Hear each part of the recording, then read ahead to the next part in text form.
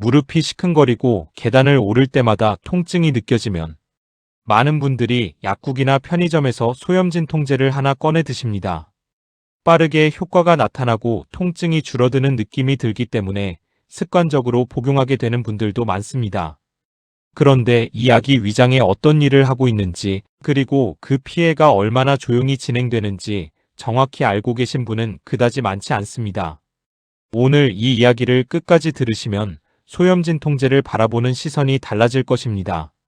소염진 통제, 의학 용어로는 비스테로이드 소염제 혹은 NSAIDS라고 부르는 이 약물은 전 세계에서 가장 많이 사용되는 의약품 중 하나입니다.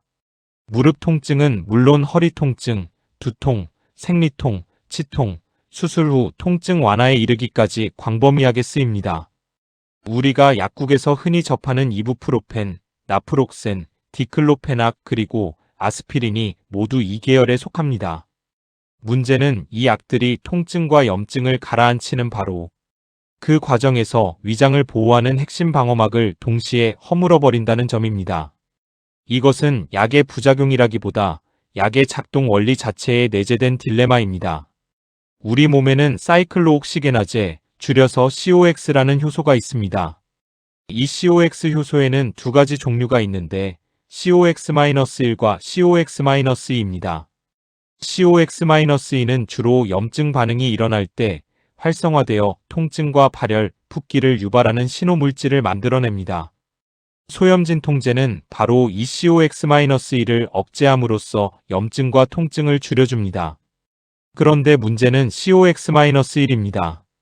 COX-1은 COX-2와 달리 평소에도 항상 켜져 있는 효소입니다. 이 COX-1이 하는 일 중 하나가 바로 위장 점막을 보호하는 물질인 프로스타글란딘을 지속적으로 만들어내는 것입니다. 프로스타글란딘은 위장 내벽을 감싸는 두꺼운 점액층 분비를 촉진하고 위산을 중화하는 중탄산염 분비를 유도하며 위장 점막의 혈류를 유지해 세포 복구가 원활하게 이루어지도록 합니다. 쉽게 말해서 위장에 매일 쏟아지는 강력한 위상 공격으로부터 내벽을 지켜주는 일종의 방호복 역할을 하는 것입니다. 일반적인 소염진 통제, 즉 비선택적 소염제는 COX-2만 억제하는 것이 아니라 COX-1도 함께 억제합니다. COX-1이 억제되는 순간 프로스타글란딘 생산이 줄어들고 위장의 방어체계 전체가 흔들리기 시작합니다. 점액층이 얇아지고 중탄산염 분비가 줄고 점막 혈류가 감소합니다. 이 상태에서 위산은 여전히 동일한 농도로 분비되고 있으니 이제 위 내벽을 직접 공격하기 시작합니다. 이것이 소염진 통제가 위궤양을 일으키는 핵심 기전, 즉 프로스타글란딘 고갈로 인한 방어체계 붕괴입니다. 그런데 소염진 통제는 여기서 멈추지 않습니다. 두 번째 손상 경로가 별도로 존재합니다.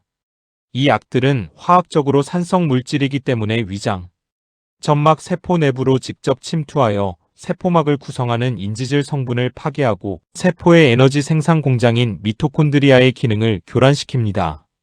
이것은 혈액으로 흡수된 약물이 전신을 돌면서 일으키는 전신적 효과와는 별개로 약이 위장 점막에 직접 닿는 순간부터 즉시 시작되는 국소 손상입니다. 이 두 가지 경로, 즉 전신적인 프로스타글란딘 차단과 국소적인 세포, 직접 손상이 동시에 진행되기 때문에 소염진 통제의 위장 독성은 매우 강력한 것입니다. 더 충격적인 사실은 이 과정이 아무런 증상 없이 진행되는 경우가 많다는 점입니다. 위궤양이 이미 생겼는데도 통증도, 속쓰림도, 소화불량도 전혀 느끼지 못하는 경우가 상당히 많습니다. 소염진 통제 자체가 통증 신호를 차단하는 효과가 있기 때문에 위장에서 발생하는 이상 신호마저 느끼지 못하게 만들어버립니다. 소염진 통제 복용 환자의 상당수가 뚜렷한 증상 없이 궤양이 진행되다가 갑작스러운 출혈이나 천공이라는 심각한 합병증이 나타나서야 비로소 병원을 찾게 됩니다. 이것이 소염진 통제 관련 위장 손상이 특별히 위험한 이유입니다. 아프지 않으니 괜찮다고 생각하지만 실제로는 손상이 조용히 쌓이고 있는 것입니다. 이를 뒷받침하는 임상 데이터는 매우 명확합니다. 전 세계 소염진통제 사용자들을 대상으로 한 대규모 연구들을 종합하면 소염진통제를 복용하는 환자 중 10%에서 많게는 30%까지 위궤양이 발생합니다. 소염진통제를 복용하지 않는 사람에 비해 궤양성 합병증 발생 위험이 최대 3배에서 5배까지 높아진다는 보고도 있습니다. 더 심각한 합병증인 출혈이나 천공의 발생률을 보면 소염진통제 사용자에서 비사용자 대비 약 5배 높게 나타납니다. 이러한 위장 합병증으로 인한 입원율 역시 고령 소염진통제 사용자에서 비사용자보다 4배 가까이 높게 보고됩니다. 특히 65세 이상의 고령자에서는 이 위험이 더욱 급격히 증가합니다. 대규모 전향적 연구 데이터에 따르면 65세 이상의 고령자가 소염진통제를 복용할 경우 상부 위장관 전반적인 임상 사건 위험이 2.25배, 그리고 천공이나 심한 출혈 같은 중증 합병증 위험은 무려 4.09배까지 높아진다고 보고됩니다.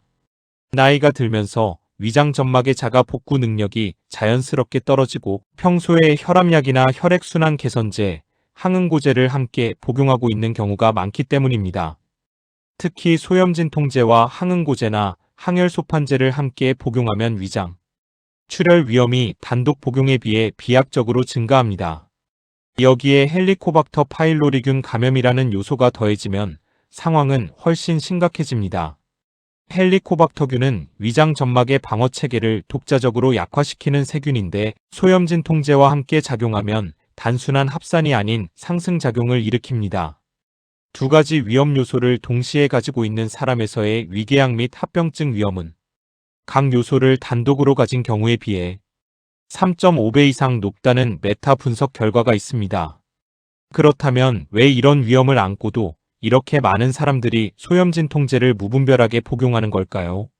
무릎 통증을 예로 들어보겠습니다. 무릎 퇴행성 관절염은 55세 이상 성인의 약 25%가 경험하는 매우 흔한 만성 질환입니다.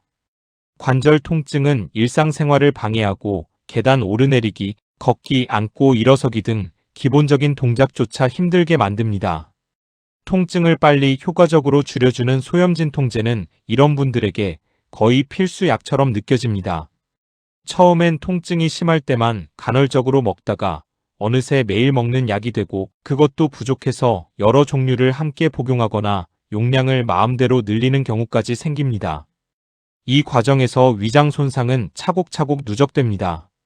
복용 기간도 매우 중요합니다. 2024년에 발표된 연구 자료에 따르면 소염진통제로 인한 위장 손상이 가장 집중적으로 일어나는 시기는 복용 시작 후 첫 30일입니다. 장기간 복용이 문제라고 생각하기 쉽지만 단기간 고용량 복용도 위험에서 자유롭지 않습니다. 용량 측면에서는 용량이 높을수록 위장 합병증 위험이 2배에서 3배까지 증가하며 여러 종류의 소염진통제를 중복해서 복용하면 위험은 더욱 가파르게 올라갑니다. 소염진통제의 종류에 따라 위장 안전성도 다릅니다. 2025년 한국의학저널에 발표된 최신 리뷰에 따르면 소염진통제는 위장 위험도에 따라 세 그룹으로 나눌 수 있습니다. 이부프로펜은 상대 위험도가 약 1.84로 비교적 낮은 편에 속하고 나프록센이나 디클로페낙은 중간 정도의 위험도를 보입니다. 반면 케토롤락이나 피록시캄 같은 약물은 상대 위험도가 7배에서 11.5배로 매우 높습니다. 같은 소염진통제라도 어떤 성분을 선택하느냐에 따라 위장 손상 위험이 수배 차이가 날 수 있습니다. 음주 문제도 빠뜨릴 수 없습니다. 술을 마신 상태에서 소염진통제를 복용하면 위장 독성이 크게 증가합니다. 알코올 자체도 위장 점막을 손상시키기 때문에 이미 소염진통제로 약화된 방어막 위에 알코올이 추가 공격을 가하는 셈입니다.